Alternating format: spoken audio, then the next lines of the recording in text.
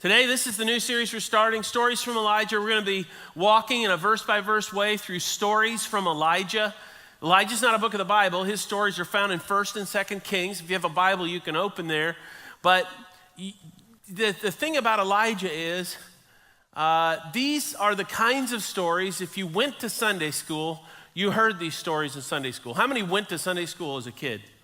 Yeah, okay, wow, a lot of you, a lot more than I expected. So these are the kinds of stories they get put on the flannel graph and they move the guy around and all this kind of thing. That's what we get here. In fact, Pastor Jamie, I was asking him this week, I was like, have you ever taught on Elijah? He was like, well, yes, I have. And he says, one time, he says, I got this stuff worked out. I had fire come down from the ceiling. He said, I probably won't do that again, but I did it. And so the thing about Elijah, though, is these stories, they happened 2,800 years ago, and they are filled with incredible power. Okay? They are stories about fire falling from heaven and about a grocery item that won't run out and about healing and about rain coming from heaven, about a flaming chariot coming out of the clouds. Those are all powerful stories that we'll unpack together. But that's not what we're going to do today. Today, we're going to look at a different kind of Elijah story, his first story. And when we grasp the truth that God tells us in this first story, all those other powerful stories will become even more powerful. And so what we're doing today is we're setting the stage as to why Israel needed a man like Elijah. And I want to give you a little bit of background. If you look at this map that's on the screen with me, this is a map of what's called the divided kingdom. When Elijah came on the scene, he was living in a time when the Jewish people were split into two kingdoms. After a king came along, after King Solomon, Israel split. And so 10 tribes went up, they lived in Israel. 2 tribes stayed in Judah.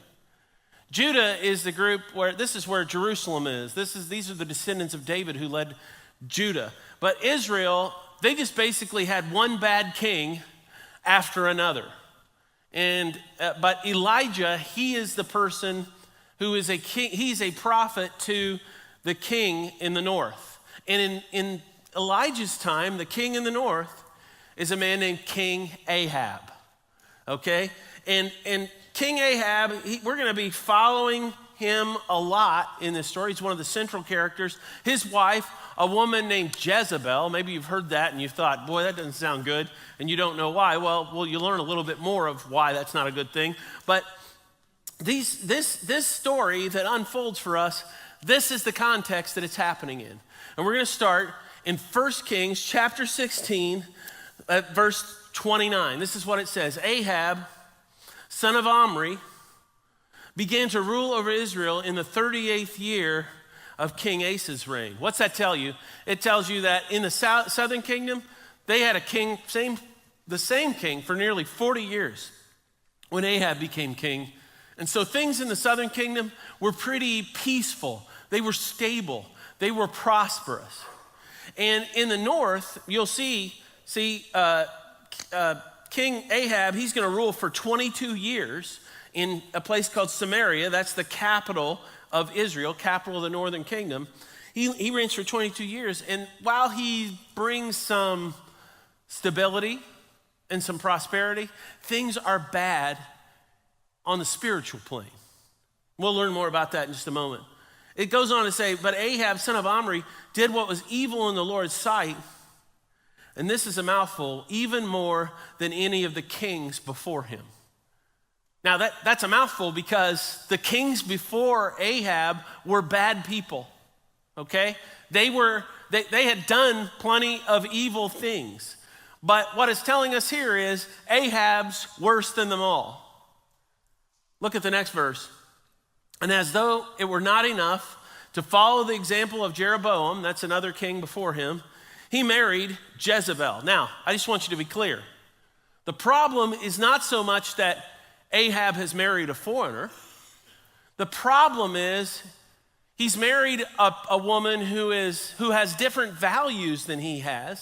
And that's a problem no matter when you live or or where you live. If you marry somebody with different values than you, that's going to be a problem between the two of you at some point. Now, that's not the real problem. The real problem is he begins to worship what she worships.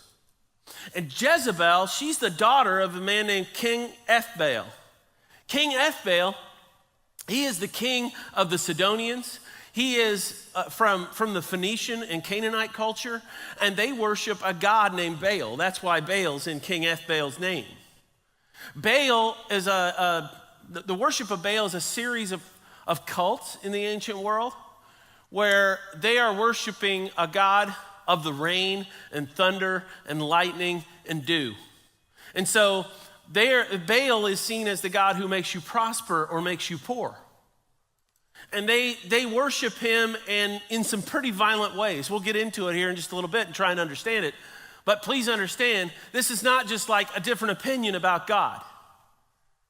These are destructive and really, I mean, when I talk to you about what the worship of Baal was like, I'm not making these things up. These things are documented by, not just in the Bible, but also by archaeologists.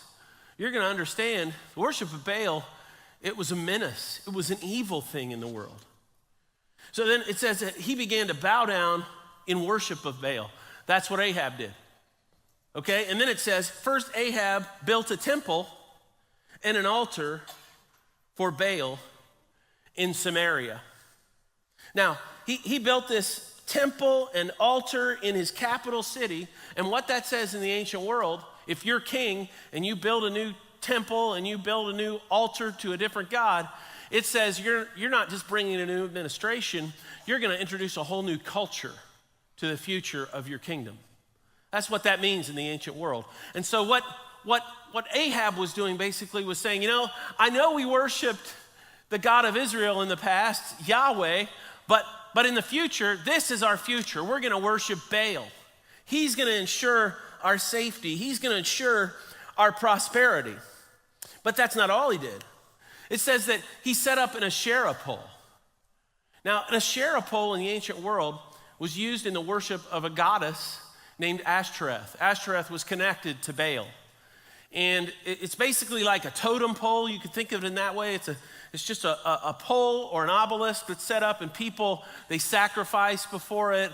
They do different kinds of rituals, and they worship Ashtoreth in the ancient world. And all kinds of horrible things happen there. We'll explore it in just a little bit. But it says again about Ahab, he did more to provoke the anger of the Lord, the God of Israel, than any of the other kings of Israel before him.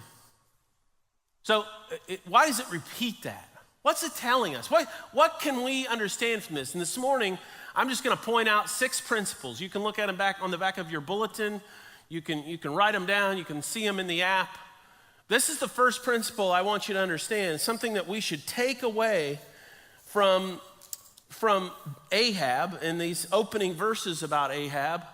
And that's this, that your choices position you for blessing or correction. Your choices position you for blessing or correction. Why am I pointing that out? Because it's not that Ahab made one bad choice. It's not even that Ahab made the same bad choice over and over and over. He made a series of bad choices. He married somebody with different values than he had. He started to worship her gods. He built a temple and an altar for those gods. And then he did more evil than anyone else before him who was a king. And you know what we see from Ahab?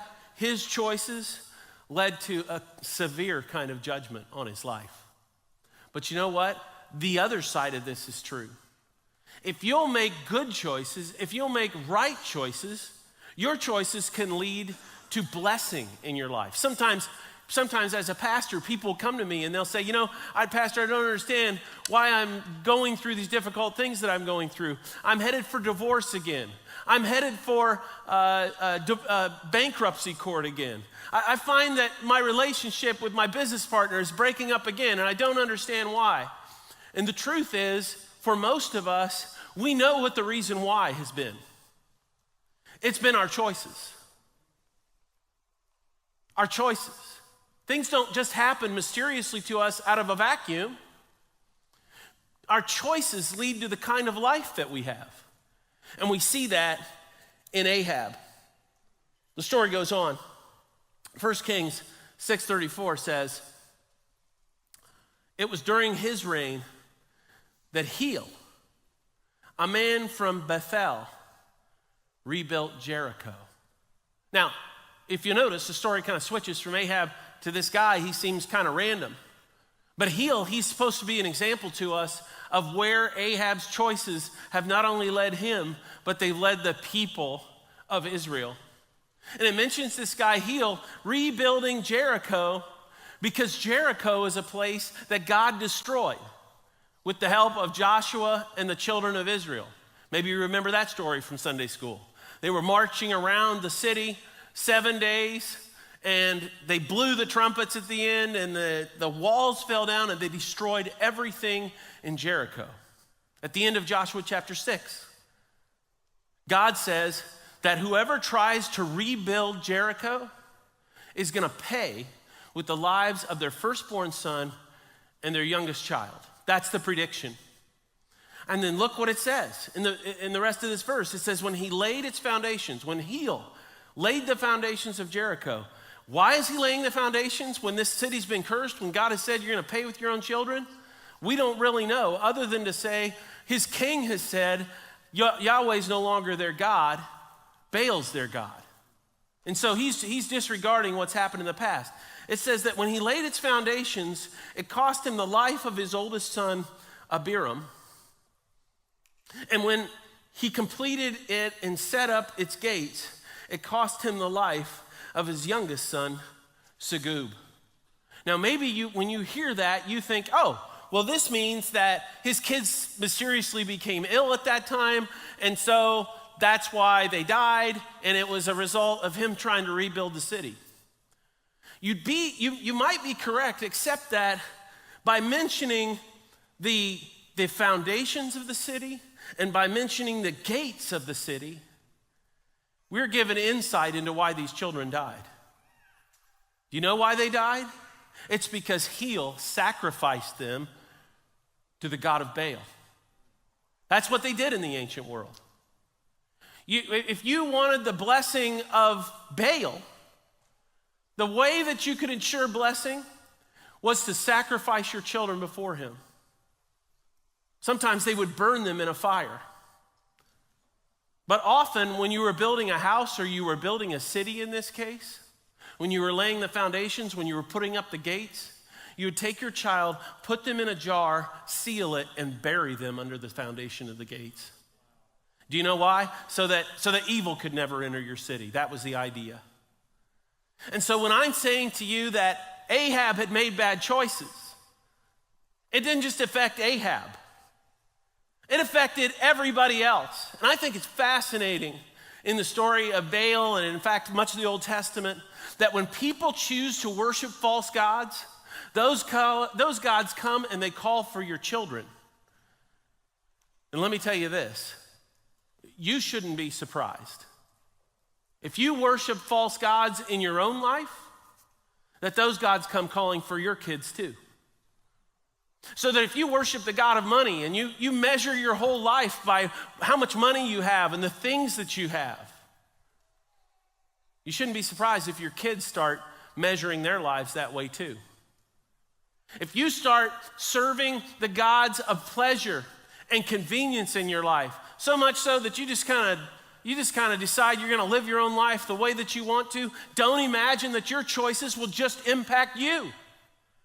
Your kids will make the same kinds of choices. I might say it like this, that your sins always have ripples that impact those closest to you. Your sins always have ripples that impact those closest to you.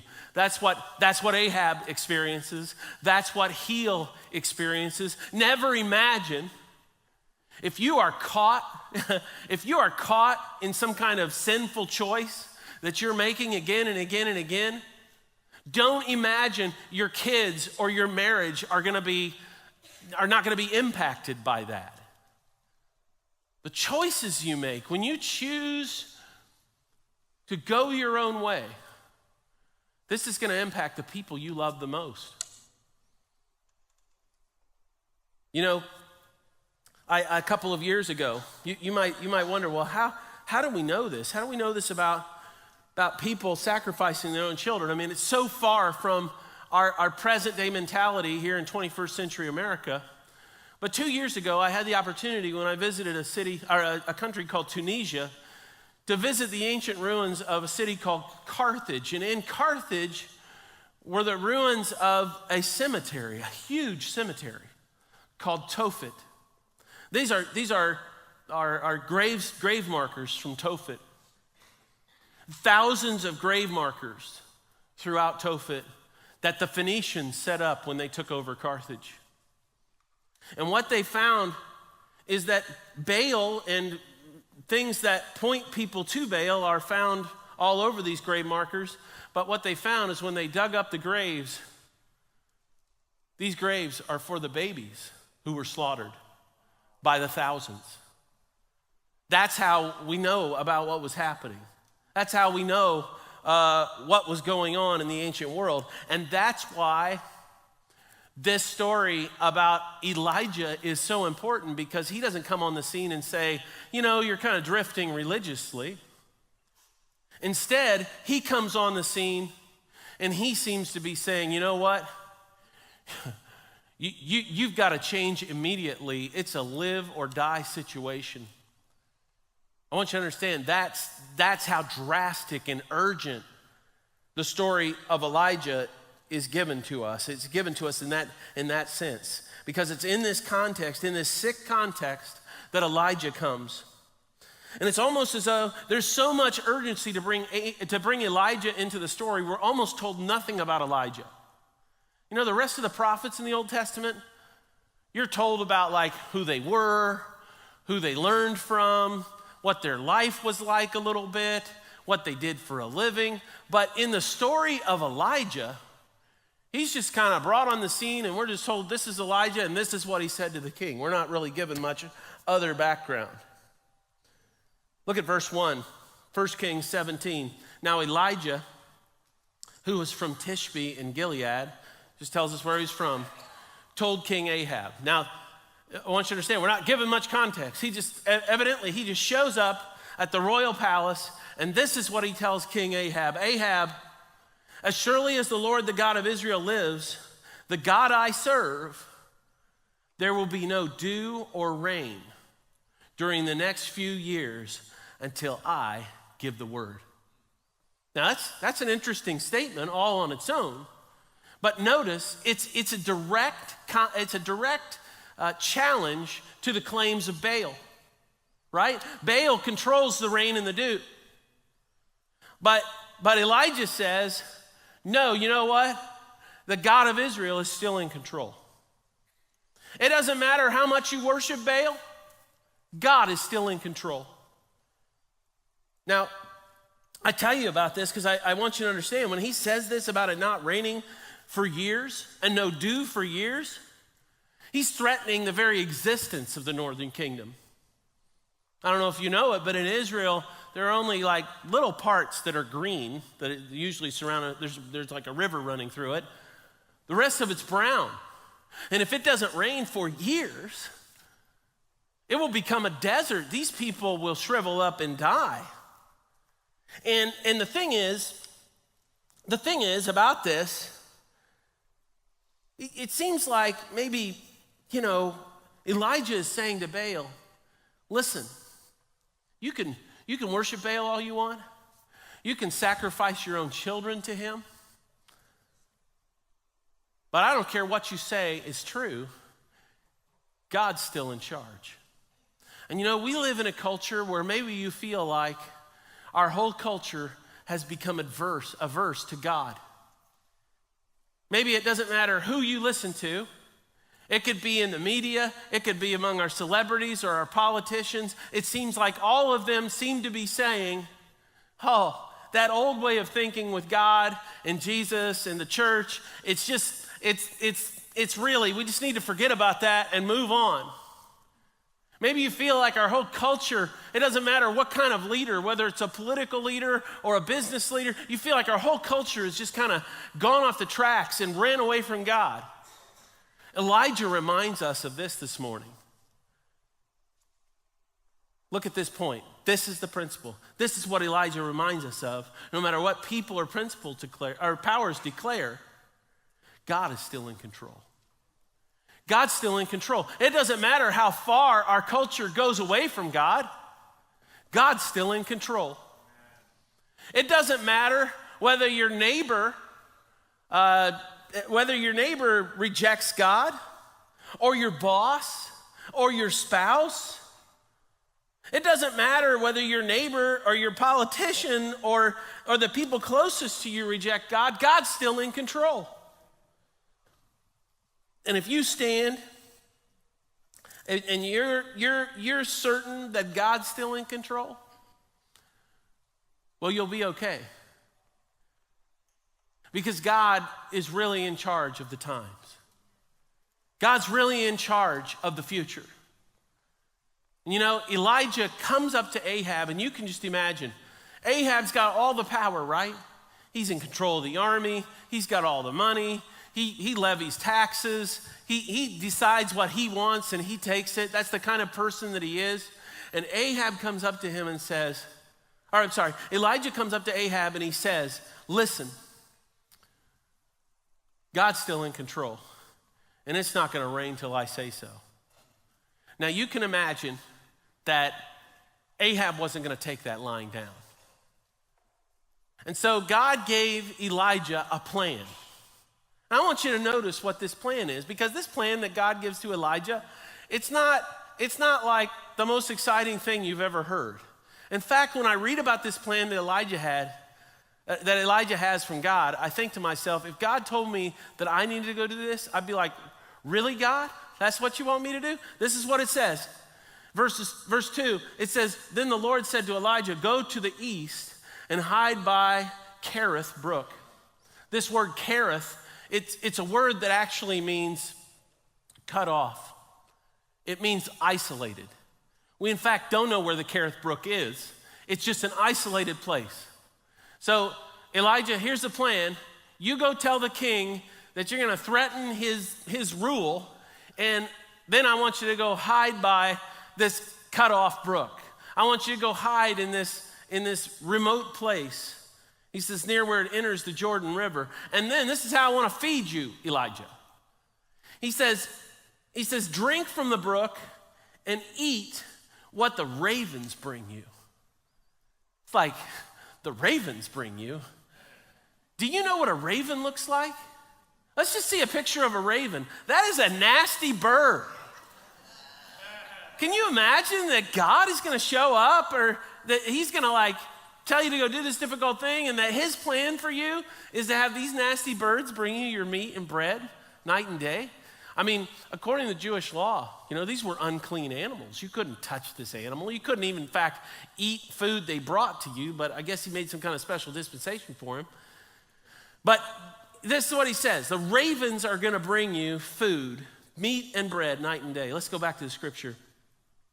It says, so Elijah did as the Lord told him and camped beside Kerith Brook, east of the Jordan. And the ravens brought him bread and meat each morning and evening, and he drank from the brook. Listen, Elijah, he went to an isolated place, and he was given this food by these nasty birds. But the point here is a principle that we've got to accept if we're going to live for God very long. It's this: God's plans for you always require trust.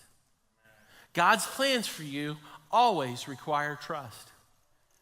Elijah's not told what he's going to do after the birds. He's not told what's going to happen 2 years from now or 5 years from now. He's just told what to do next. And it's the same way in our lives. If we're going to be people who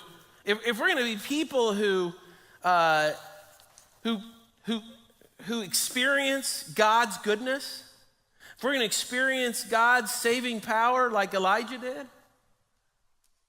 it probably doesn't mean that we're going to know much about the future.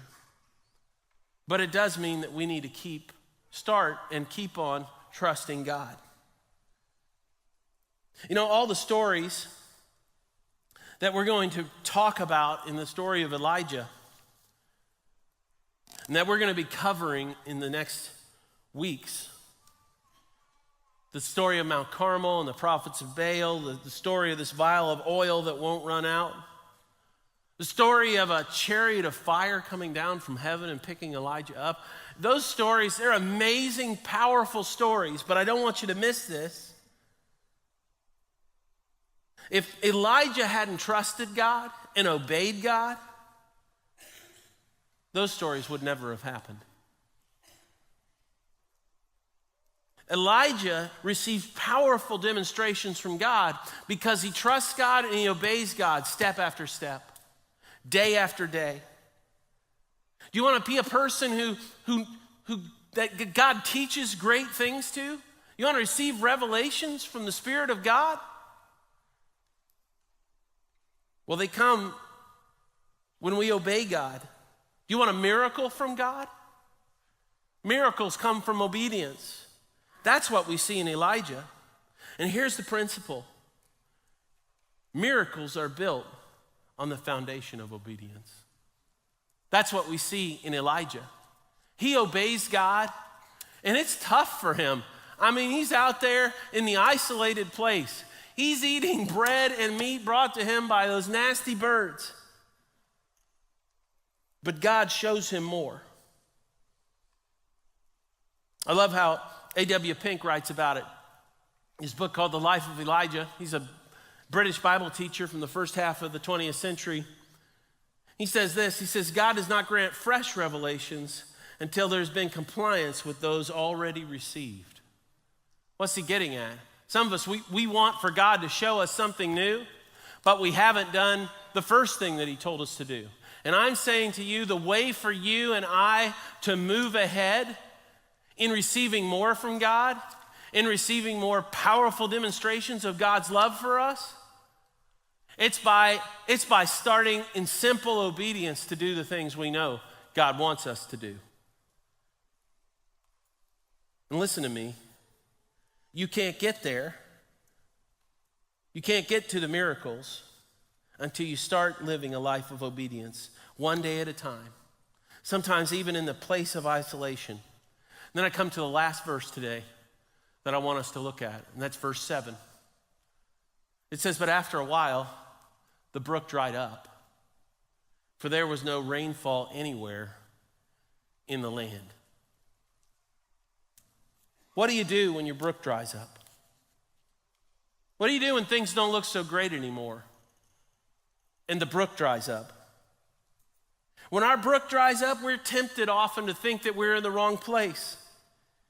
The reason we think that it's dried up sometimes is because we can think, oh, you know what? I must not be in the center of God's will. Maybe I need to change something fundamental about my life. Let me just ask you to consider this. Elijah was in the center of God's will. He was doing exactly what God wanted him to do, and his brook dried up on him. Why would you imagine that your life would be any different? When our brook dries up, we tend to think that God's power has ceased. But I want you to be clear on this. Drying brooks are not an indication of God forsaking us. It's only an indication that God may be changing the source of our supply. The servants of God are often seated next to drying brooks. Maybe you're sitting next to a drying brook. Maybe your drying brook is your health. And you've received some diagnosis, or you have some problem where you know your health is slipping by with each passing month or each passing year. Your health is a drying brook. You used to be able to count on it, but your strength is slowly slipping away and you wish you could still count on it. Maybe your drying brook is your finances and your money. You used to come in really strong. You used to have enough and you never worried about it, but you see your money slipping away. You see your financial picture slipping away. It's a drying brook to you. Maybe your drying brook is a relationship that you used to be able to count on.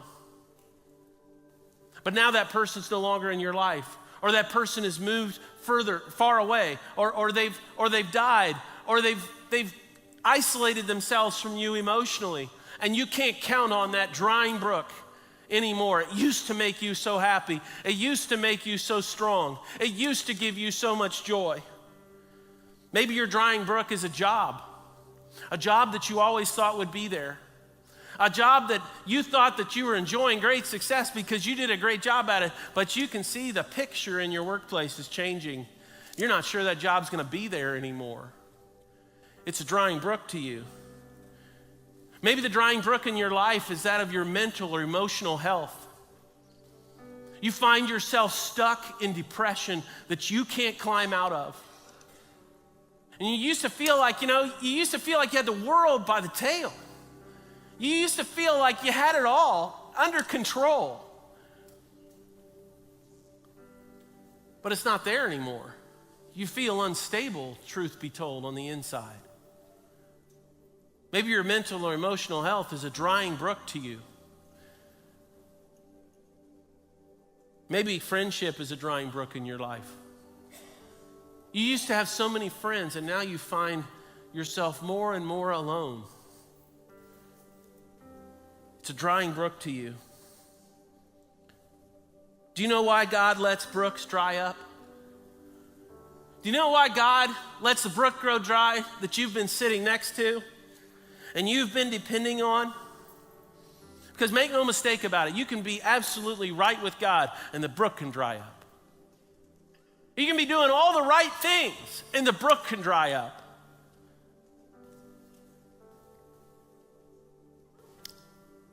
Listen, the reason why brooks dry up, the reason why the daily provisions stop, it's because God wants to teach you to trust Him. In fact, that's our last principle this morning. Trust God when the brook runs dry. Trust God when the brook runs dry. What we see in Elijah is that he moves from trusting the gift to trusting the giver. Maybe he'd become too comfortable with his pattern of depending on the ravens and sitting by the brook. But then when the brook runs dry, what we find from Elijah is that he becomes a changed man. When we first met him at the beginning of this chapter, just a few verses ago, Elijah, he was a spokesman for God. He showed up and he said, you know what? This is what God says. It's not going to rain again until I say so. But what we find in Elijah after the brook dries up, he goes from spokesman for God to man of God. He goes from somebody who just says something powerful to someone who does something powerful. What I'm telling you is that the dried up brook, that was the point of transformation for Elijah. The dried up brook, it's not the place where Elijah prayed, please bring the river back. It's the place where God changed him on the inside and made him a person through whom his power could flow. And today some of you're dealing with a dried up brook. You see some things drying up right in front of your eyes. And what I'm here to say to you is the answer is not in seeing the brook filled with water again. The answer is to turn your eyes from that riverbed that's dry to heaven. The answer is that you start trusting God, because do you know what happened to Elijah? He becomes one of the greatest prophets that's ever been recorded in human history. The only prophet that's seen as greater by the Jews is Moses. But Elijah's story begins with him on the banks of a dried up brook. You know, when Jesus came along and he was doing all the things he was doing, and he was raising the dead, and he was feeding multitudes from a little bit of food, and he was giving blind people their sight and cleansing lepers and making paralyzed people, making them walk. He looked at his disciples and he said, "Who do people say that I am?" And you know what his disciples said? "Some say you're Elijah." That's the kind of power that Elijah had. But Elijah's power only comes after his brook dries up. And you know what? The same is true in your life. God's looking for you to lean into him when the brook dries up. God's looking to change you and make your life a conduit for his power when you're not depending on his blessings anymore. You're just depending on him.